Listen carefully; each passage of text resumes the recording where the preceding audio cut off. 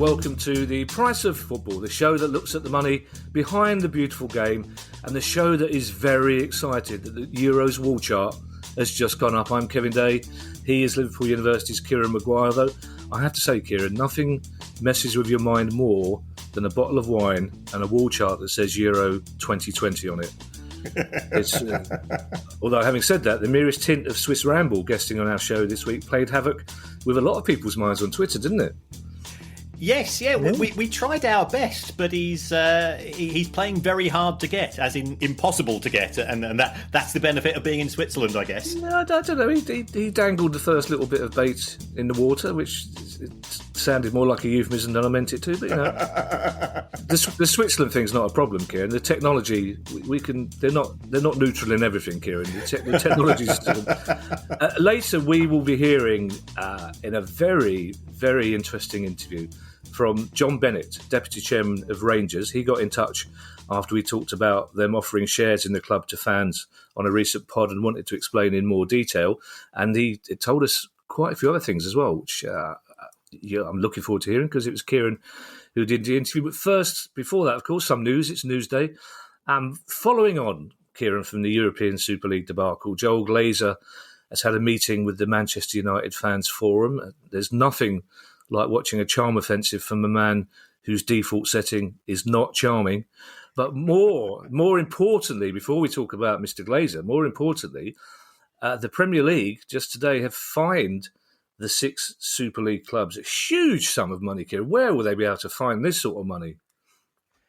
Well, we're talking over £3 million each for each of the G6. Now that compares to their collective revenues of £2,998 million in 2019. But sort of, you know, picking fights aside, it's additional money that's going to go to grassroots as opposed to the other clubs, and I think we all welcome that. We were contacted by Manchester United to say that the Glazers themselves are going to pick up the tab for that, and I believe Stan Kroenke is probably going to do the same at Arsenal, and I would suspect that the owners of the other clubs are inclined to do so. So the good news from a fan's perspective is that those fines are not being taken out of transfer budgets.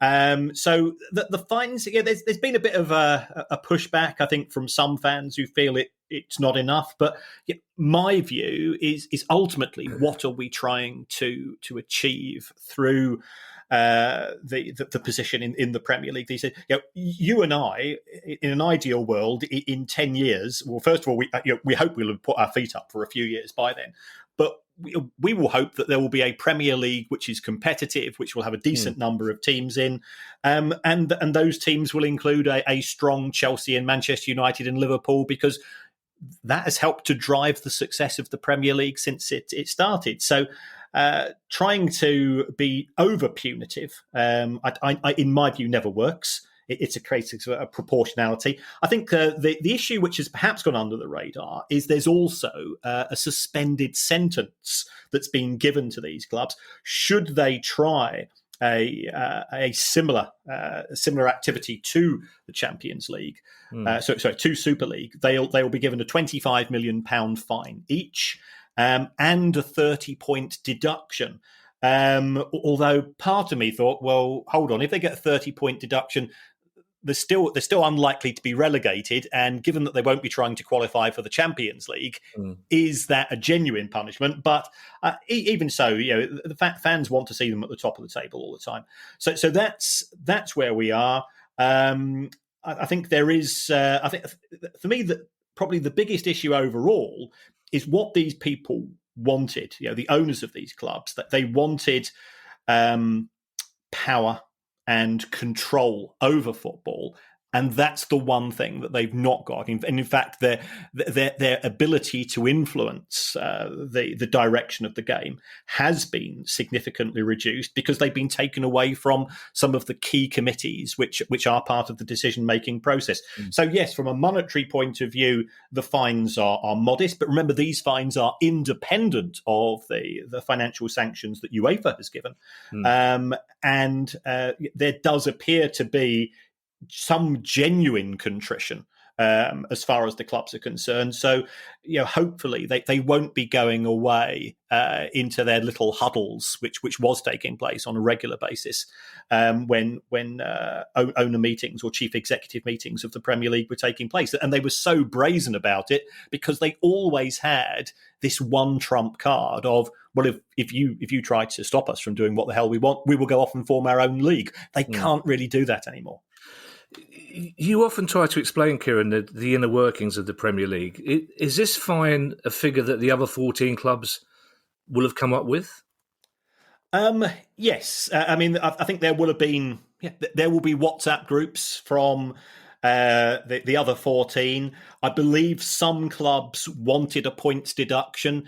In my view, that's not right because that's punishing the fans. And had it not been for the fans of Chelsea and Liverpool and Manchester United and Spurs and also all of the big six clubs, as well as all of the other clubs in the country coming together, then they might have escaped with this. Because if you actually take a look at what was happening in Spain, the fans there effectively just shrugged and said, well, let's give this a go. We know that German clubs weren't invited. Italia, there didn't appear to be a huge pushback in Italy, so it was the Manchester United and Liverpool fans in those cities, and also from the sounds of it, all of their fan clubs elsewhere in the world who were so vociferous, along with everybody else in football, and eventually, some politicians I think were initially positive about it, but quickly did a U-turn when they saw the mood music. So the Premier League has 20 people turning up a meeting on a regular basis. There is an element of self-interest when people are making decisions and voting, and that's right. I mean, Steve Parish should always do what is best for Crystal Palace. To a certain extent, Ed Woodward should do what is best for Manchester United, but also be aware that football is far more than a franchise. So this is kind of like it feels to me like a symbolic punishment that isn't meant to start a war. Essentially, it's like, okay, this is your fine. We'll try and draw a line under it. And you say that we were contacted by Manchester United, Kieran. How exactly did Manchester United get in touch with you? I have a phone. Yeah, I've got a phone, Kieran, but I've checked it several times today, and there's no missing call from Ed Woodward, or there's no missed number from a Manchester Go. No 0161s. No. Anyway, we'll talk of Manchester United as we started this news story with the notion that Joel Glazer held that meeting, basically in which he approached the Man United fans wearing sackcloth and ashes. He was pretty humble, wasn't he, really? I think Man United fans would probably think that they'd got the better of him in that meeting. Yes, he has acknowledged that they've got some things wrong, and that's a start point. He's said that what happened in respect of Super League was a wake-up call. He's apologised for it. It says, they know that they have no intention of going through something of any repeat of that in the future. All of that is good. I think there were some interesting potential developments, one of which was the proposed share scheme, which would give fans the same 10 votes per share, potentially, as the Glazers have, and as the way that the club's trying to promote this. If fans come together, they can effectively become the seventh Glazer, and therefore have their voices heard. And I think we've tried to use this phrase, fan-influenced clubs rather than fan-owned clubs, because it's simply financially not feasible. It's not logical, indeed, to try to have fan-controlled clubs, especially at Premier League level. At the lower leagues, it is different. So that is something which they are actively looking at. They have had various meetings, I believe, with Manchester United Supporters Trust. Now, how the other existing shareholders, the investment houses who only get one vote per share, how they are going to react to this is uncertain. It could be that they simply take the view that provided they get their dividend every 6 months, then frankly, that's all they've ever been expecting from Manchester United, and they never wanted to get involved in the decision-making process. So it could be a damp squib. The other thing that Joel Glazer committed to do was to invest in infrastructure, and we've mentioned, as away fans that have been to Old Trafford, it's looking pretty tatty. We've seen all these photographs and then the evidence of leaking roofs. And you don't expect it, but this is Manchester United we're talking about. But again, there's always a story behind a story.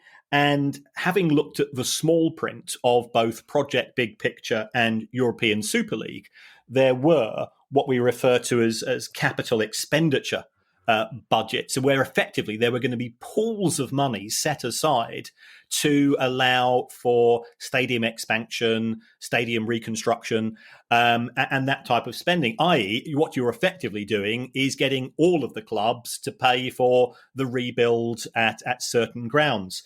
So I don't know whether or not this could have been influencing the decision of the Glazers to say, well, we're not going to spend any money on Old Trafford because we've got this plan which is going to come into fruition in X years' time, and effectively everybody else is going to be paying for the renovation of Old Trafford rather than us. Now that both Super League and Project Big Picture appear to be on the back burners, and remember in football, never say never, it looks as if they're now going to spend the money directly from their own sources. Well, now you've got Man United's phone number. Let's ask if we can get a Glazer on the show. Start high, start with Joel Glazer, and then see how far down the family we can get before we get a Glazer on. We'll get a second cousin, or we'll get one of the Irish Glazers. We'll get one of the O Glazers. They'll come on. And just probably one of our cousins as well, knowing our families. Wouldn't that be great if it turned out you and I were related to each other, Kieran? That would be an episode of Who Are You that I'd like to see. Also, I should explain, some people may have heard a gulping sound effect halfway through that. That was my first glass of wine of the day. I should point out it is 7:30. I took an over-enthusiastic gulp. Sadly, I spilt a little bit of it on News Story 3, so I'm going to have to work out which town it is that we're talking about. I think it's Swindon later on, but never mind. At the moment, it's wine-stained town. Leeds United, Kieran, have had a really good season, and we haven't had much necessity to talk about them, but they're facing a big, if not entirely unexpected, transfer payout. Yes, this is Kevin Agustin, who they signed from RB Leipzig on loan when they were in the Championship, and I think the deal is that if Leeds were promoted, if Leeds were promoted by the 30th of June, i.e. the normal end of the season, then the deal became permanent. Now, the season, as we know, in 2019-20 was extended because of the pandemic, and therefore it didn't finish until July. So therefore, Leeds weren't formally promoted until July. But it now looks as if that there has been a ruling that Leeds will have to pay for this player, who I think played a grand total of 42 minutes of football during that loan period. So Leeds fans don't want him. I don't think he wants to play at Leeds because he's certainly not been playing for them for the last 12 months. But of course, it comes down to money. The initial feeling is that Leeds are going to have to go and pay a fee for this, for a player that they don't want, for a person that doesn't want to be playing at Leeds, which doesn't particularly reflect well on the nature of football and the way that transfers are perhaps organised to force them through this.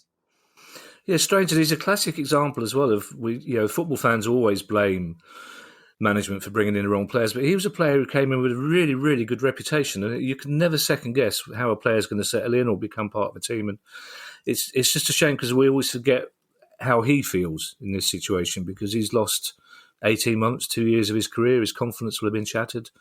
Anyway, Norwich City fans, Kieran, are normally a fairly happy-go-lucky bunch. They live in a lovely part of the world. They've got a nice kit, but I think it's fair to say they are furious with the club over its shirt sponsor for next season.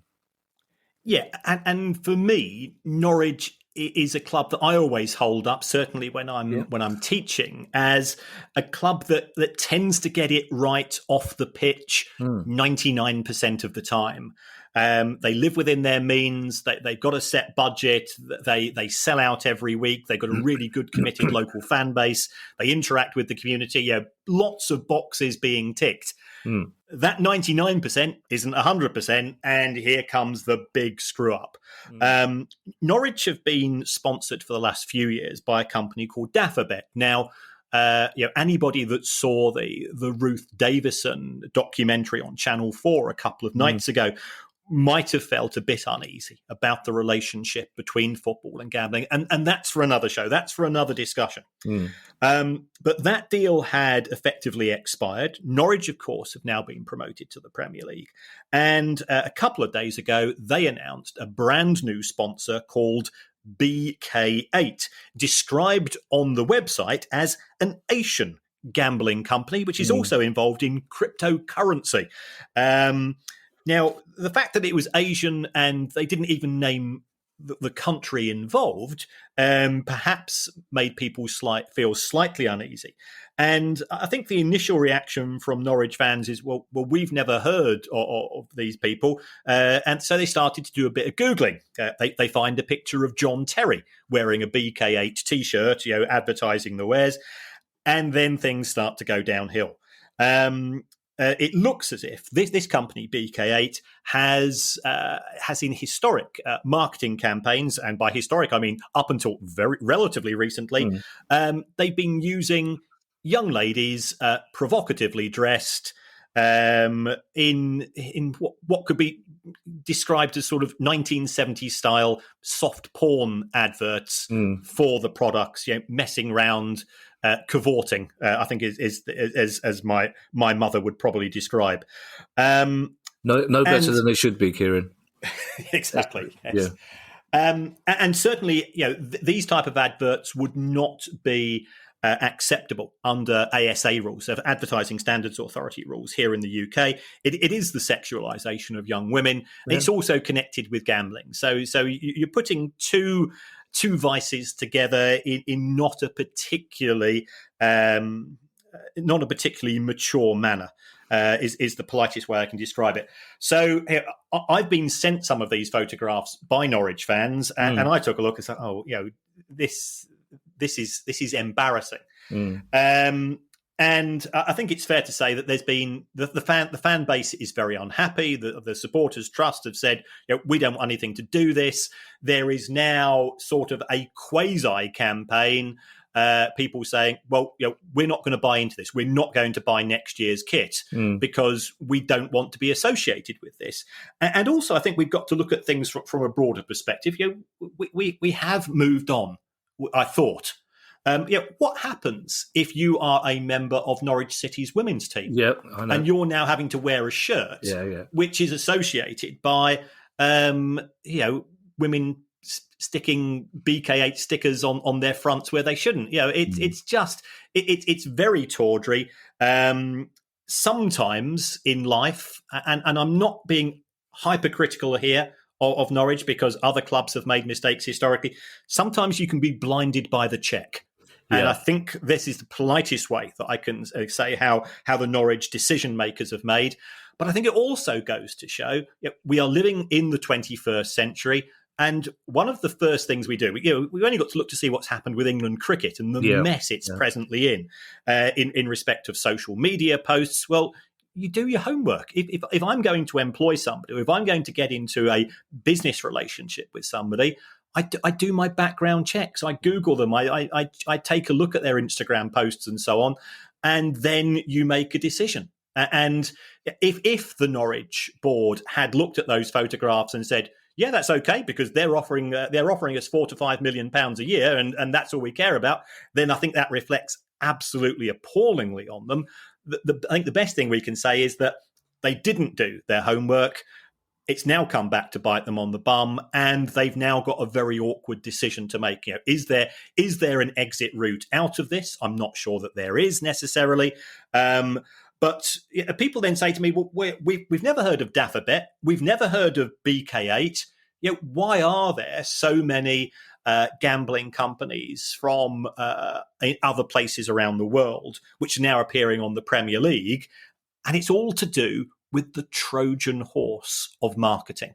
You are not allowed to gamble in China. You are not allowed to gamble in Thailand. But you are allowed to watch Premier League football. So now we have these gambling companies, which are based, I think this one is in fact based in Cambodia, and they will have a nominal website here in the UK, but it's actually very difficult to gamble on it. But all of a sudden, people see those brands and they say, okay, BK, well, yeah, I know I'm not officially allowed to gamble in China or Thailand, but here's and it's using 8, which of course is a lucky number in Chinese culture. So I will have a go because they're playing Liverpool or Manchester United or Chelsea or my favourite team. So therefore, it could be a lucky sign, and people will perhaps try to place a gamble, place a bet. Which there are ways and means, as we know, of always doing things. So it's a rather insidious way of trying to get these brands into the minds of potential customers of theirs in countries where gambling is in fact prohibited. Let's face it, Kieran, if a man who ran a Blackpool nightclub thinks it's tawdry, then it's definitely tawdry. Now, it's not the first time this has happened, because when Palace was sponsored by ManBetX last season, it turned out that they were a gambling /soft porn site, and it didn't sit well with people. And the club can say as much as it wants, well, we won't sell these shirts with these sponsors on to youngsters, but the youngsters are still sitting in the crowd surrounded by adults with these on. And you mentioned being blinded by the check. That's one of the notes I've written. How much was the deal worth to them? Do we know? Well, they never disclose these explicitly, and here I'm trying to use the word in a different manner. But my estimates are in the region of £4 to £5 million. Certainly, when I've listened to Premier League commercial directors speak, they say when you go up from the Championship to the Premier League, because you are getting those listeners in those particular countries, then we're normally going from a factor of 10, around about £500,000 to the £4 to £5 million bracket. It's interesting as well, Kieran, because it was only on Monday that we had a question about the reputational damage to Sheffield United because of shenanigans by their sponsor USG, and we hear there won't be their sponsor next season. And you thought there would be financial damage, but not necessarily reputational damage. But with Norwich, it's quite clear that because of the nature of the club, and I'm not saying it's a different club to Sheffield United, but there is clearly reputational damage to Norwich because of this deal, isn't there? There is reputational damage at present, Kevin, but let me be perfectly honest. If Norwich City win the first 3 matches of the Premier League season, all of this will be forgotten. So, and that's not a criticism of fans. It's football is a very, very short-term industry. It just looks bad, and it's going to look bad until the first match kicks off next season. It will be a stick with which to beat the people in charge at Norwich, which is a shame because I genuinely think it is a fantastically well-run club. Yeah, and let's face it, as long as Delia Smith is not sitting there with that shirt on, we should be fine. The wine stain has dried enough. I kept you talking there, Kieran, while the wine stain dried. Swindon Town have been on our watch list for a while, and now it seems that £4 million is missing from the club director's loan account. I quite like the Supporters Trust tweet that added the word surprise to that information. And just to keep Producer Guy happy, I will add the word allegedly as well, although I'll keep pointing out to Producer Guy that most judges see right through that allegedly ploy. Yes, this is part of the ongoing dispute between club owner Lee Power and Michael Standing, the agent of or former agent of Gareth Barry before he retired, and Michael Standing has some form of arrangement, directly or indirectly, with Lee Power. Trying to get to the bottom of this has proven to be very challenging. According to Michael Standing's books, he is owed £7.5 million by Swindon Town. According to Swindon Town's own accounts, he is owed £3.2 million. So there is a difference, and the allegation which has effectively been made, and we've got an ongoing court case, so all we can do is report what has been published in the public domain, is that that money has been withdrawn by the owner Lee Power, and what it's been used for, nobody is certain. But trying to get to the bottom of it is proving to be difficult. Court cases are taking place via Zoom, as we're aware, and all processes are being slowed down. But we've had Swindon Town Trust people on the show. They haven't. They're presently having the hashtag Fan Power, not Lee Power. They're effectively advocating a not a penny more campaign against Lee Power to try to force him to sell up, because there's been a breakdown in the relationship between the fans and the owner. This looks, again, tawdry, messy, lack of transparency, all of the things which we've been advocating since day one. And in an ideal world, we would have some form of industry regulation or regulator who could deal with these things a lot quicker. Now, if we didn't have a news story in between, that would be a great news story to lead into the story after that, which is about the regulator. We are asking, by the way, Swindon Town. Guy has been emailing, and producer Guy has been trying to get in touch with people from Swindon Town, because if they want to come on and put their point of view, we're only too happy to listen to that. Ligue 1 in France, like the pronunciation, Kieran? Ligue 1? Yes. In France, is to drop from 20 teams to 18 in 2 years' time. Is that for financial reasons, or will it have financial implications? I think it's an element of both. French football's TV deal, as we know, collapsed last year. And I think the clubs, and by all accounts, apparently 97% of clubs voted in favour of this. Clubs have decided to try to have a product which is more attractive to a TV audience, and therefore a more concentrated league with 18 teams in the top division. Presently, they have 20, as do England, Spain, and Italy, and of course, we've got 18 in the Bundesliga. So therefore, what's going to happen is that in 22-23, there's going to be 2 clubs promoted and 4 relegated, and that will take us down from 20 to 18.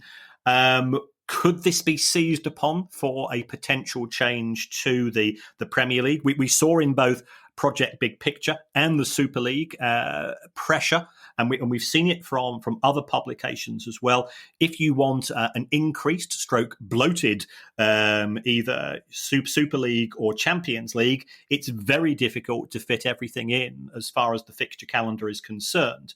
And therefore, I think it would be quite tricky to do that with clubs playing a 38 game domestic league, Carabao Cup, FA Cup, international friendlies, Super Cups, and European competition as well. Yeah, I guarantee that the 4th team relegated will be the French equivalent of Crystal Palace, probably on a record point score of 207.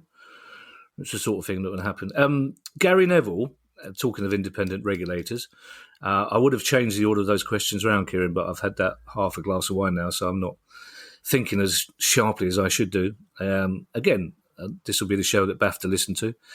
But Gary Neville said this week that the independent regulator he is demanding for football must, and I quote, have teeth. And also, Gary said he'd be quite happy if that regulator came in, redistributed the money more fairly, then handed football back again, to whom he didn't say. But I do like the sound of Kieran Maguire, independent regulator. Kieran, but would you come in, sort football out and go out again? I wasn't quite sure what Gary was getting at there, to be honest. I suspect somebody would look at my historic activity in Moscow and Blackpool nightclubs and rule me out forthwith from anything. To be perfectly frank with you, I'd hate to do it. That sort of experience, Kieran, is what makes you perfect for the job. A real life down to earth. Just imagine you in board meetings, just sweeping objections aside, saying, "Look, I could deal with the Moscow Mafia. I could deal with you, Neville." I think it's an unusual suggestion from Gary Neville. I personally don't think it would work. It reminds me to a certain extent of that old episode of Tom and Jerry, where Tom, Jerry, and was it Butch the dog all agreed to have a... Or Spike? No, Spike, wasn't it? Spike the dog, oh yeah. Spike, yeah. They all agreed to have an entente cordiale. Yeah. And then as soon as things started to deteriorate, they all got back to bashing each other over the head. So unless you've got somebody to keep the warring factions apart, I don't think a short-term independent regulator would work, because as soon as they left, there would be it would start off with a few clubs getting their own way on one item, and then it would be another, and we'd end up back in square one.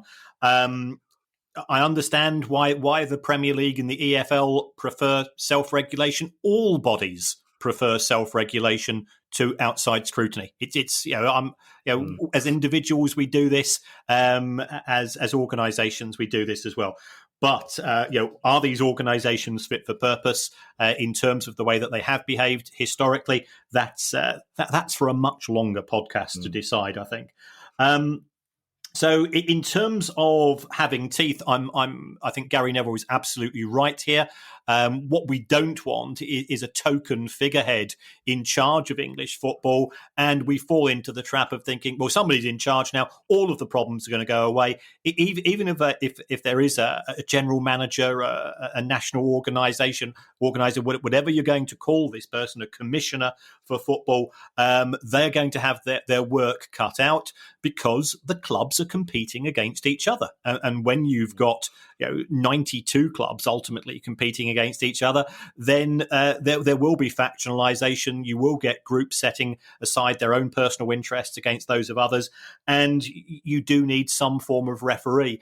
This could be a real positive, because what the regulator could say is, I'm going to give you examples of best practice. I'm going to encourage you to do the right thing. There could be rewards, off-pitch rewards, not on-pitch rewards, of course, for people that are taking the right steps. And it could be a fantastic movement for football, and also recognise. And I'll repeat this. I heard from somebody relatively senior in the game. He says the only good thing which has come about as a result of lockdown is that we within football, yes, we've always said yes, fans are important, but if we're honest, it was just a platitude. Yeah. We now realise after a year and a bit without them, A, we need them from a financial perspective, but B, football ain't the same. Playing matches, watching matches, even from the director's box, is a completely different experience without 20, 30, 50, 60, 70,000 people providing the living heartbeat of the game through the way that they react to what they see on the pitch. Yeah, I watched the Hungary Republic of Ireland friendly the other night in front of a full stadium, and it took me a long time to think I wasn't watching a repeat. It was just transfixing. Talking of cartoons, Kieran, I know you don't have a lot of time in your hands, but you might like to try, if you and the Baroness have a spare 5 minutes to spare just before drifting off to sleep, try putting Tom and Jerry on the laptop or the iPad. Right. But just listen to the music without watching the actual cartoon capers. It is the most sinister thing. A friend of mine sent it to me. Yeah, a friend of mine sent it to me, and it's scary. You won't get through more than 3 or 4 bars without switching the light off. And yeah, try it, Kieran. You'll enjoy it. Will do. Yeah. Tell the Baroness that I suggested it, by the way. Yeah, Kevin suggests we watch something together late at night in bed. Yeah. I still think Spike, there's an episode where a tiny kitten falls asleep on Spike and takes about 3 minutes clawing him, and it's hilarious. Anyway, Let's do a pod on cartoons, Kieran, and get Swiss Ramble to do that one. I think Gary Neville, being a modern thinker, will welcome the news that after 157 years, the FA is to have its first female chair. Please God, they pay her the same money as they pay the men. Yes. So this is the news that Debbie Hewitt has been unanimously voted to take over as the new head of the Football Association. She comes with an impeccable record. I've looked at some of the plaudits about her. She's a proper football fan. She comes from a working class background, has made her way up. She's been very successful. She's been head of Visa, the restaurant group, the Hut group, and is used to dealing with people at board level. And I think that's really important. She's also very progressive. And I do feel to a certain extent that the FA has been very unfortunate, because there are a huge number of people there who have introduced some fantastically progressive policies. We've seen the expansion of the game in terms of youth football, women's football, far more inclusion for all walks of life. To tackling the issues of racism, homophobia, which are blighting society in many respects.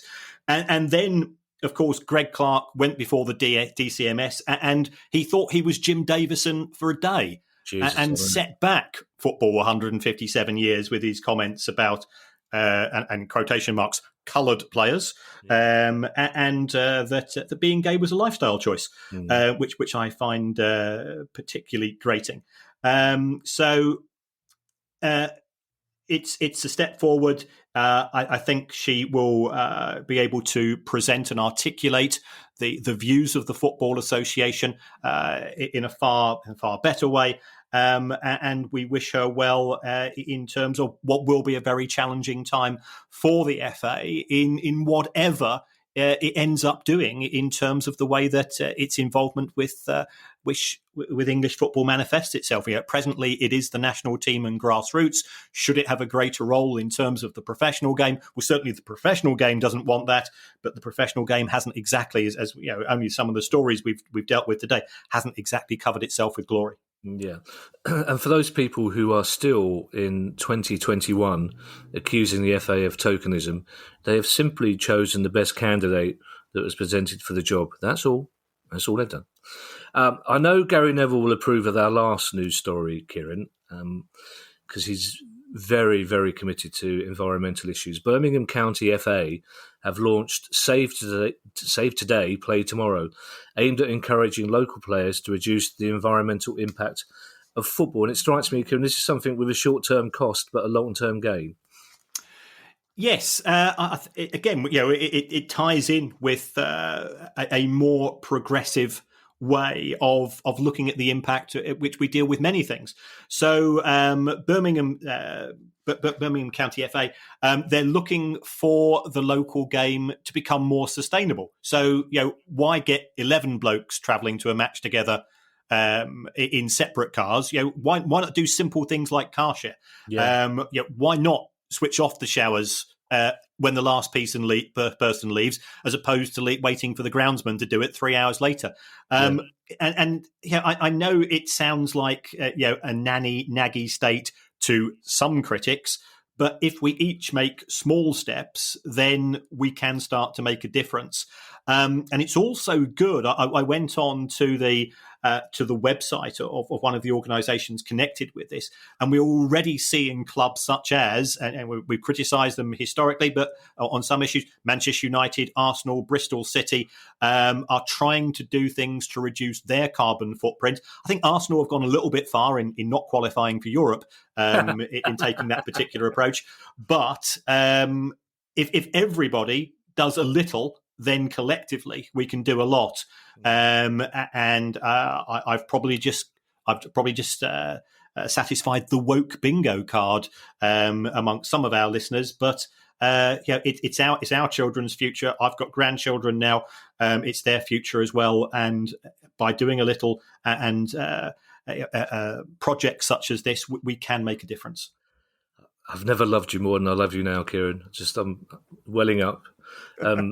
Also, at the risk of sounding cynical, as a Sunday League player in the Birmingham County area, it's the perfect excuse for leaving the dog poo on the pitch. It's organic. someone's got to clear. We went through half a season before somebody decided that. And never mind. It's interview time, Kieran, and it's always encouraging to know that people within football listen to the price of football. The fact that Arsene Wenger may know the exact number of espresso martinis it takes to get the Baroness tipsy is a source of great joy to me. So when John Bennett, Deputy Chairman at Rangers, got in touch with us after we discussed share issues at Ibrox, Kieran was only too glad to talk technical to him.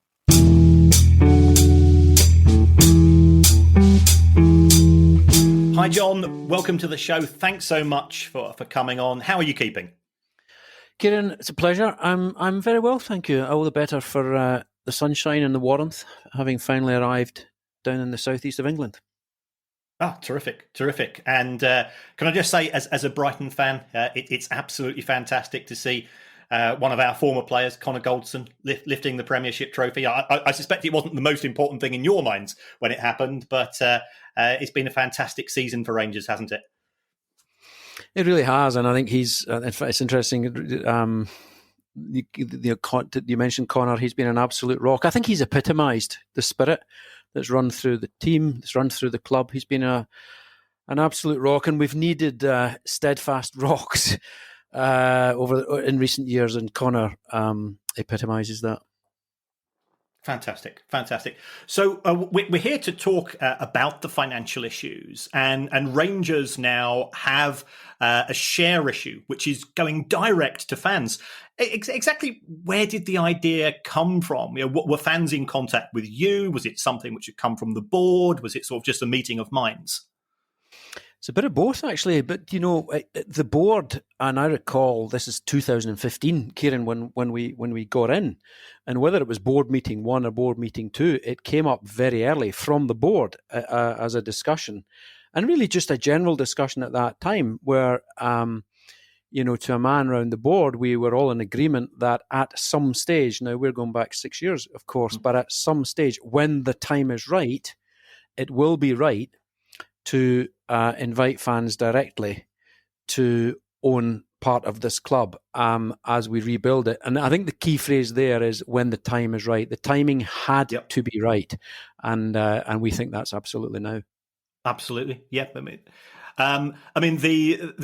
capital offering, the potential cash that could be raised is £6.75 million. I'm assuming there that the shares could be priced at 20 pence. Is that money? Is that going to be used for general working capital? Do you have any specific projects you want to use it for, or does it just go into the overall pot?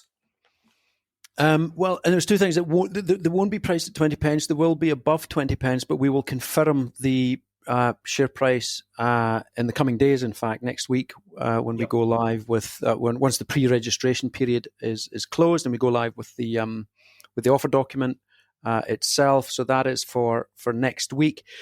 The money to be raised. I mean, there's no shortage of projects at Rangers to be investing in, and that's off the field as well as on the field. But if we take the whole off the field stuff, and the projects that we are investing in going forward, they're a very different nature of project from the past, and I would describe them as growth projects, Kieran. If you look at I've talked a lot about being on a bridge and building the bridge, getting the bridge to the other side, and the other side is growth of the club.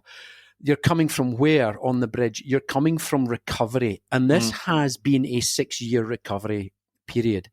We think we are not at the end of the recovery period, but we are approaching the end of the recovery period. So I can see we're standing on the bridge. If I visualize it for a moment, we're on this bridge that we're still completing that reaches and touches the recovery side of things. And the projects from the recovery side would be, I think you'll be aware of this, Kieran, but the very fabric of the building was in a terrible state. It wasn't just the playing squad going back several years that wasn't fit for Rangers. The very fabric of the building, from the roofs to the lifts, for any poor soul who's had to endure the lift going in Argyle House to get to bar 72 or get up to the Argyle suite, whatever. They don't need reminding. You could you not only miss kickoff, you could miss half time if you weren't careful in that lift. A lot of the fabric of the building, the boilers, the lifts, and it's rudimentary, but by goodness, it was left to rack and ruin. We are still putting some of that right as we speak, including boilers. We're not raising funds for that. We're taking care of that. We think we have taken care largely of the recovery phase in all respects, on and off the pitch. What we're doing now, and this is what I mean by the time is right, we wanted to go at a time when we felt that we were able to, two things here. One, we were able to invite the fans to invest in growth projects. You'll know about Edmiston House, the museum. That museum will also be a concert venue. It will also host a merchandise store. It will also host a bar area. So you've got that. You've got a pitch that is going in now, a pitch fit for the future. They don't come cheap. That's going in right now. So the fans are going to see on and off the pitch growth projects. And if we take it to a financial dimension for a second, they're going to see revenue-generating projects that are off the pitch, and that would be Edmiston House, and indeed enhancements to the stadiums. And the second thing I wanted to say about when the time is right, for me, this is crucial. When we did not want to invite the fans into a direct participation at this level, before we felt that the business and the business model were substantially de-risked. Now, Kieran, you'll know that nothing in life can be de-risked to the extent that it's risk-free. Nothing is risk-free. Life is not risk-free. Business is not risk-free. And certainly the football business is not risk-free. But we wanted to go at a time where we felt, look, we really have significantly de-risked the whole business model, and we're able to offer visible, tangible growth projects. That is the time. That's why we've done it now. Terrific. Yep. And I'm just thinking about sort of going forwards. Let's say you are a Rangers fan, you've got your season ticket, you've got a little bit of spare cash, you've decided to invest in the club. People's circumstances change. We're fully aware of that. Will fans be given an opportunity? Will be there some form of secondary market or some facility should they choose to want to sell the shares? Will they be able to do so with relative ease? Absolutely. Now, that was actually an important one in our choice of partner. As you'll know, we've chosen Tifosi as our partner in this to handle the issue.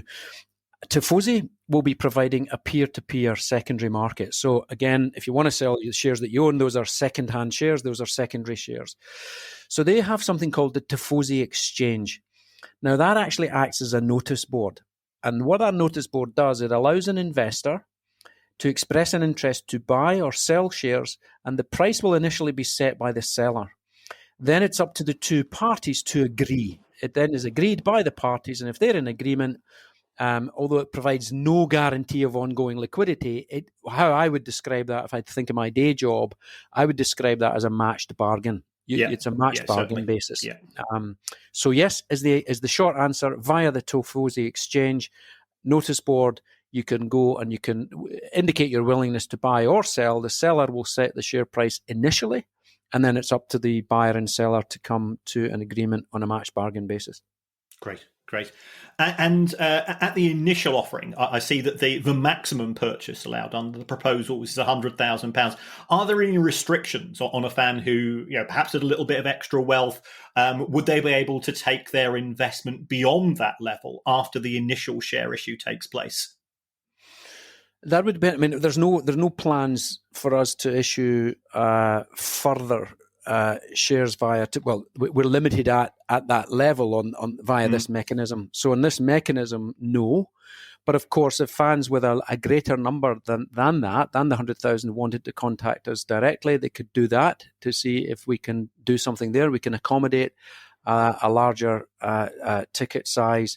I thought initially that you'd meant could they increase their holding via buying not primary shares, Kieran, but secondary shares, as we've just discussed. There's no limit on that. I mean, if they can find willing sellers of shares, willing seller, willing buyer, no, we wouldn't limit that. Absolutely terrific, right? And I notice, I'm well known for having an obsession with Companies House, and I've got signals for every single club in England and Scotland. Shares have been issued to Club 1872 recently. Now, is this operating in parallel to the public offering that you're now proposing, or is it part of the board's overall aim of increasing the ability of fans and fan groups to own shares? But I guess that the Club 1872 will be a slightly different route. Yeah, I think that's right. I mean, I don't see the two things as mutually exclusive. I see them as mutually inclusive, in that we had an agreement with Club 1872 to issue shares to the tune of what the Club 1872 could raise in the first half of this year. Now, we did bring that forward by 1 month to the end of May, because we were getting locked and loaded, if you like, with this issue via Tifosi. So we did bring that forward by a month in terms of that 6 month agreement.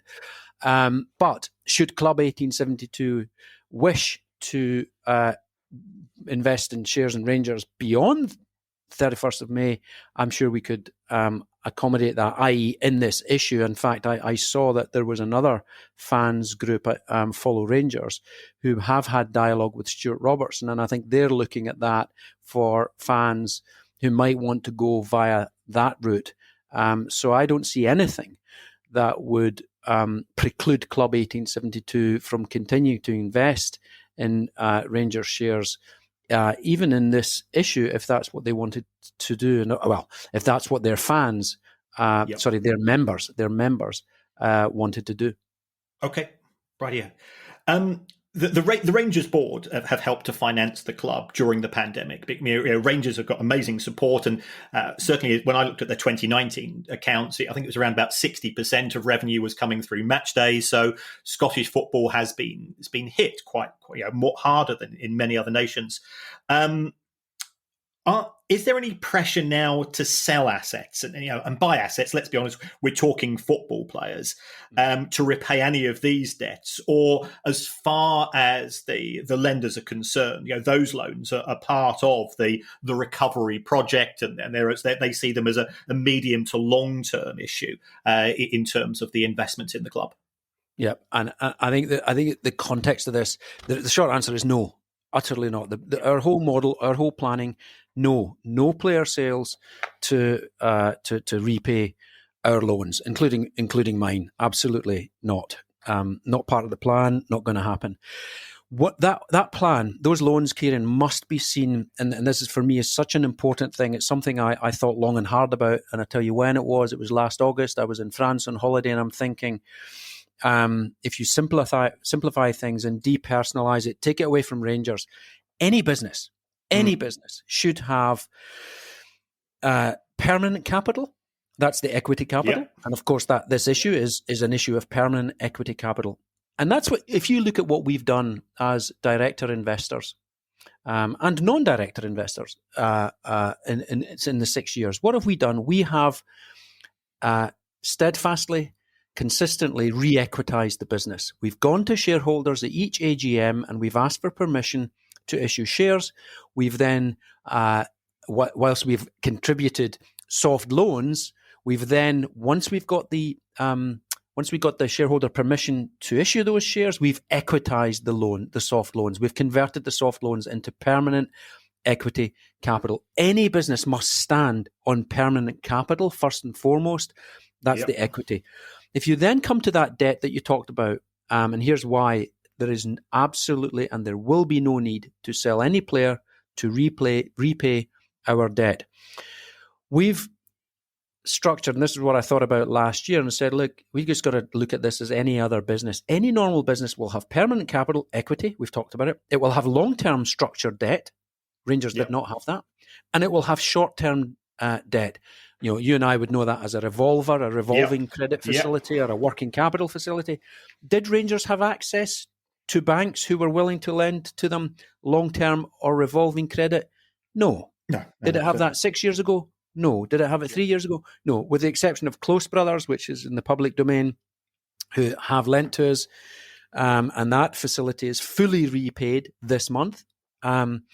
there were no banks willing to play or lend to Rangers. Nobody would be surprised by that. I wouldn't be surprised by that.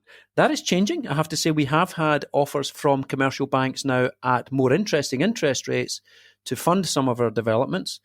And we will consider those, and we have considered those. But if you look at the debt right now, provided by people like myself and other investors, and you'll see this when we release our accounts for the year to 30th of June, i.e. in a few weeks' time, the year-end finishes, and we'll release the accounts later in the year, you will see long-term debt at a much more attractive interest rate to Rangers than has hitherto been charged. That's very, very important. Yep. So that you're going to see 7-year debt in there, provided by director investors such as myself. There is absolutely no need. So that's long-term debt. There is no need to sell any player or any other asset to repay that debt. It is now hardwired into the cash flows and the P&L of the business, as any normalised business would do.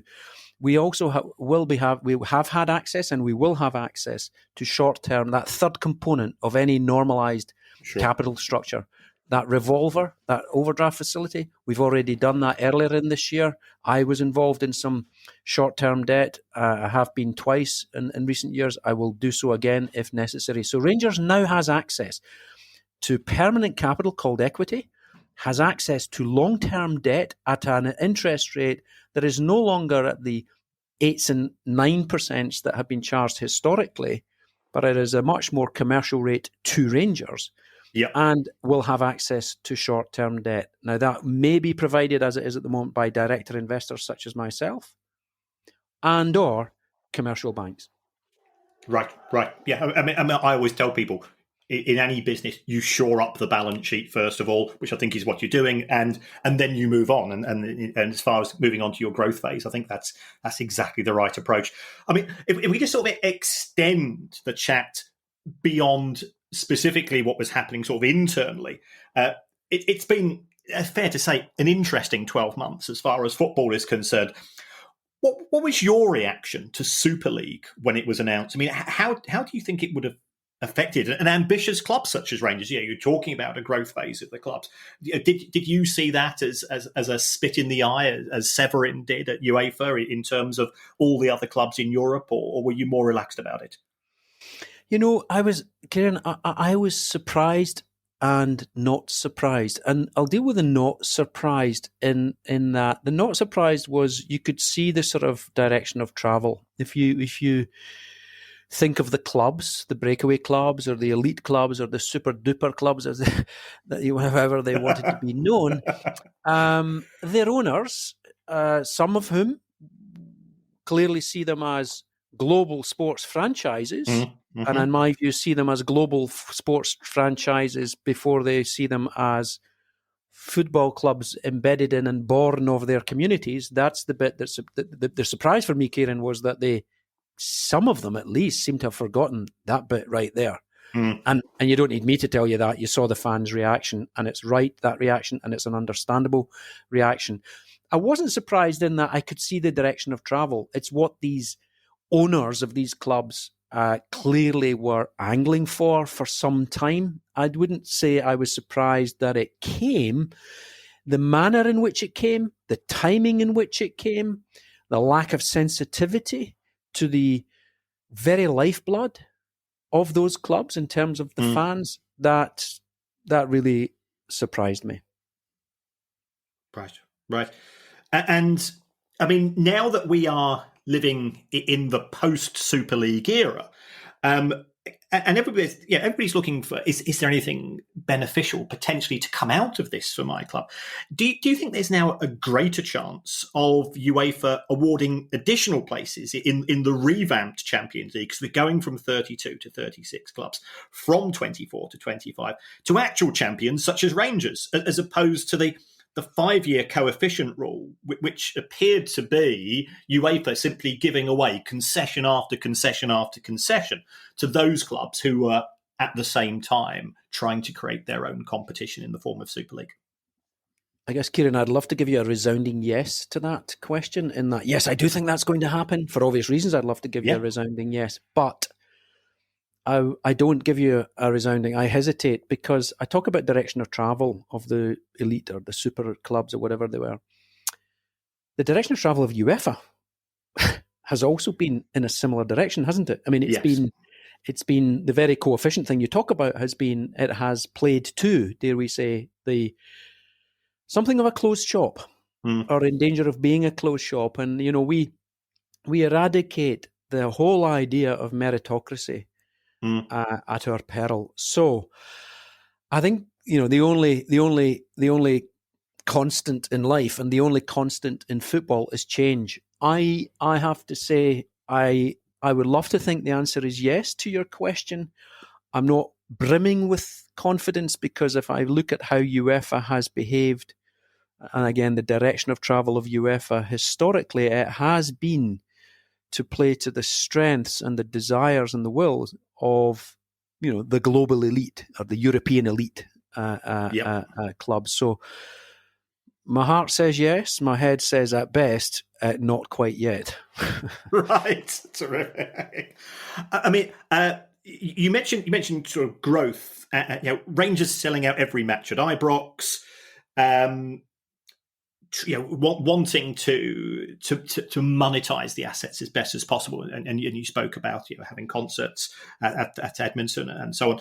Is there any chance of extending or expanding the ground, or are we still operating in a world, especially with material costs going through the roof at present? Are construction costs too high for there to be a genuine chance for payback, and it's not worth the financial risk?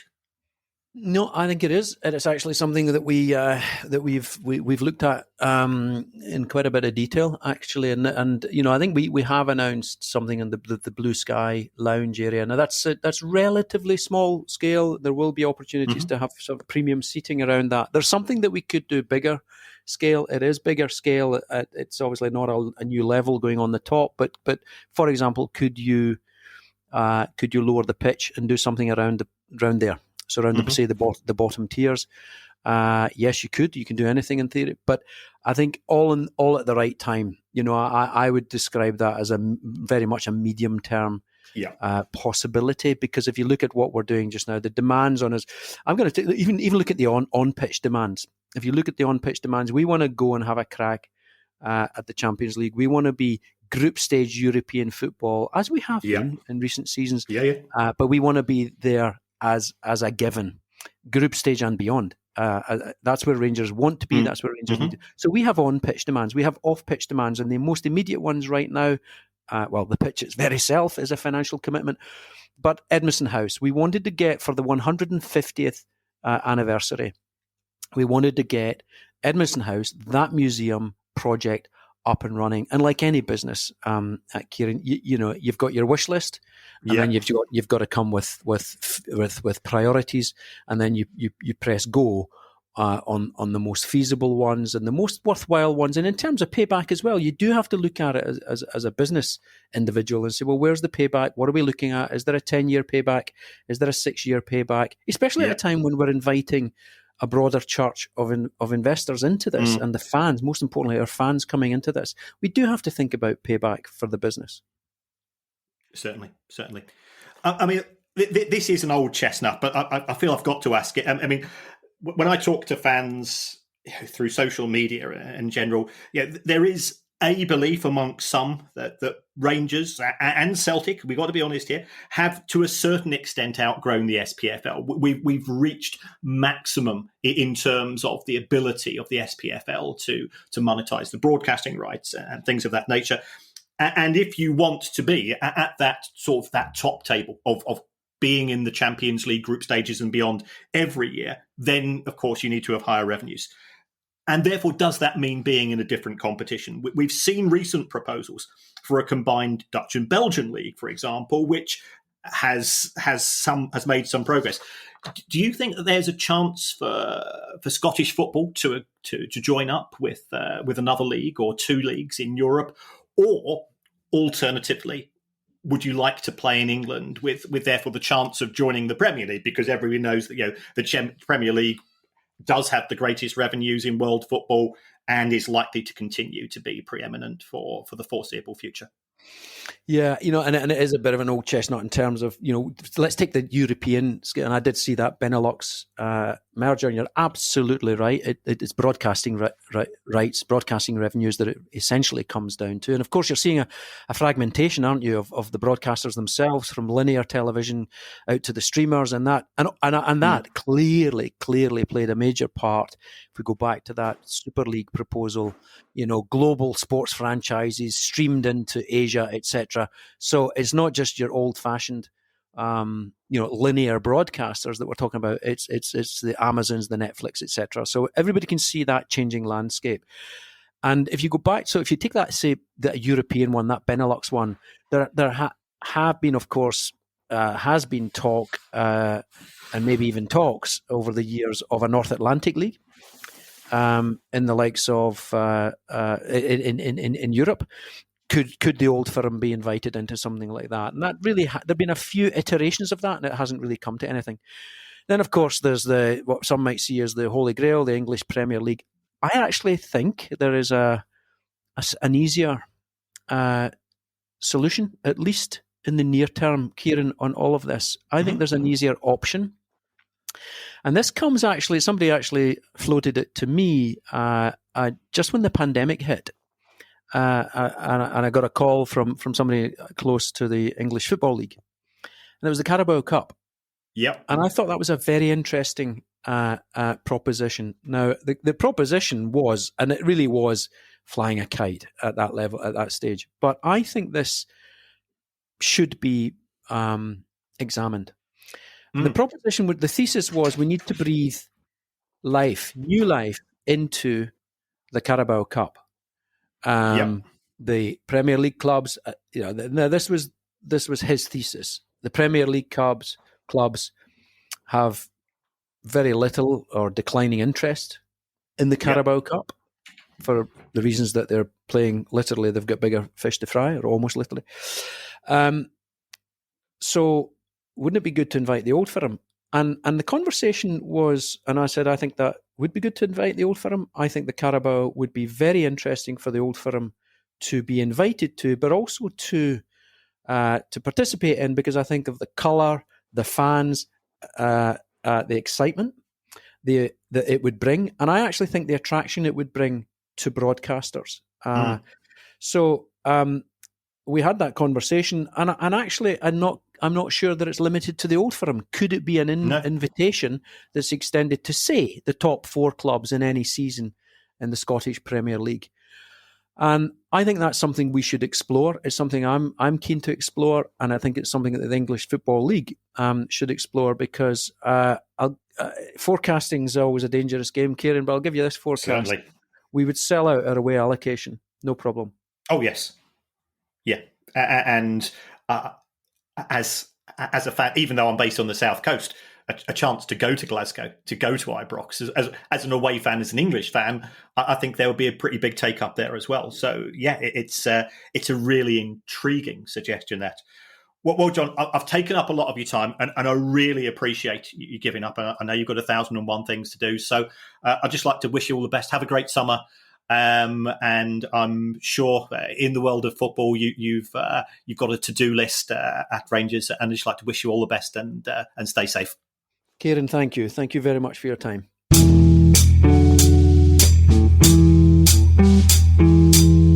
I mean, Kieran, that's a very refreshing, open, frank interview. The revelation about the Carabao Cup, I mean, that's genuine news, isn't it? That's a great story. Yes, and I've had enough time to sort of absorb it, and it does need perhaps a bit of a refresh. Also, let's be honest. If the two, he said the old firm, but then he said, well, why not expand it a little bit further? If the top 4 in Scottish football all qualified for the following year's Carabao Cup, that's an extra incentive. And as John rightly said, they would sell out away allocations regardless of where those 2 Glasgow clubs were playing in the Carabao Cup, because they've got huge fan bases all over the country, and they like to travel anyway. Yeah, and of course, if you've got regional-based groups in the early rounds, I'm sure clubs like Carlisle Newcastle would only be too happy to have the opportunity to play away and home games against those. But that's good. That's a really interesting interview, and I think it's to the credit of John and Rangers as a club that they were only too pleased to discuss openly and honestly the things that we've been talking about for a while. And I like to think, Kieran, that other clubs might take note and put their point of view to us as well, because we try not to be judgy, but sometimes we only are able to put one point of view because it's only one point of view that gets in touch with us.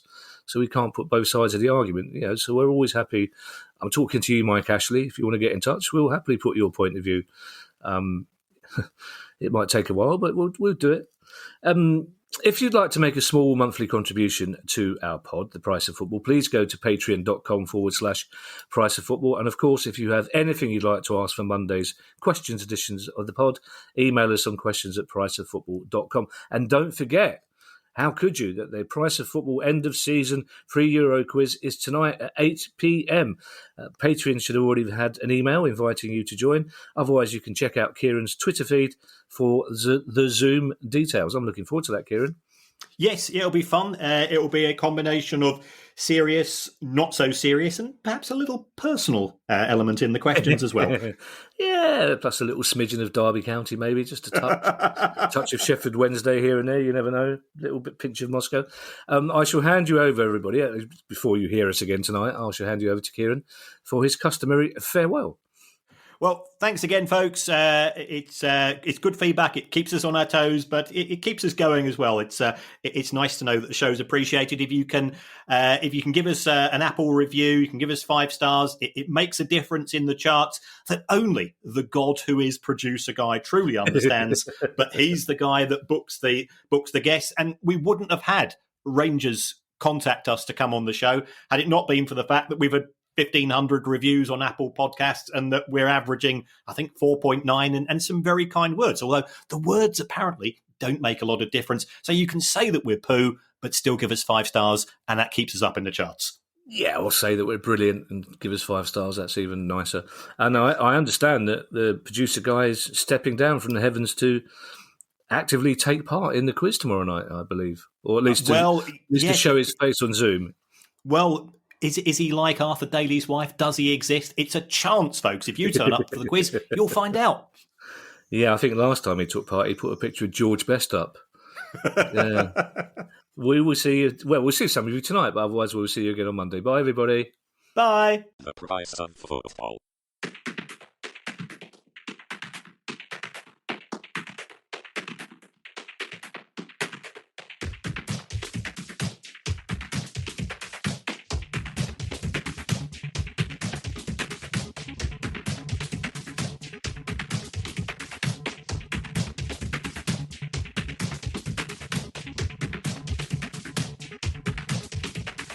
The Price of Football.